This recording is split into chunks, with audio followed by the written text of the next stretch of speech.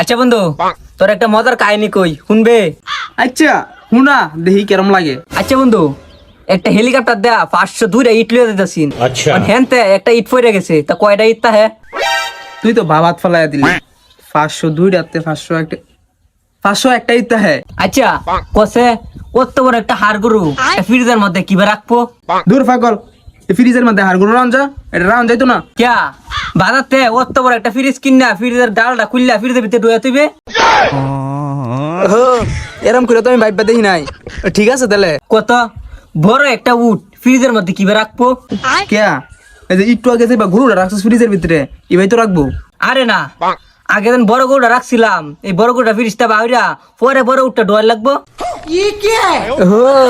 এই কথা।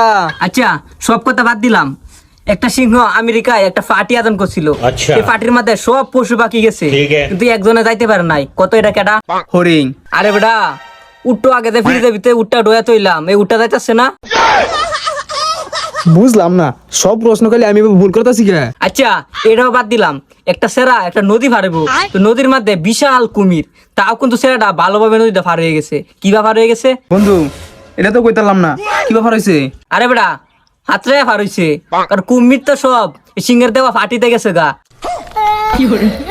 আসলেই তো কুমুই তো সব পার্টি দিয়ে গেছে গাতে, তো হাতে এবার উতারবো। আচ্ছা পরে কিছে? তাও সেরাটা অর্ধেক নদী গিয়ে মরে আছে, তা কিবা মরছে?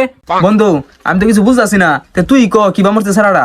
আরে পাগল, ওই যে হেলিকপ্টার যেন 502 ইট লয়ে যাচ্ছি, এনতে একটা ইট আয়া সরাসরি আর মাথাত পড়ছে, আর সেটা লগে লগে মরে আছে। পাগল হয়ে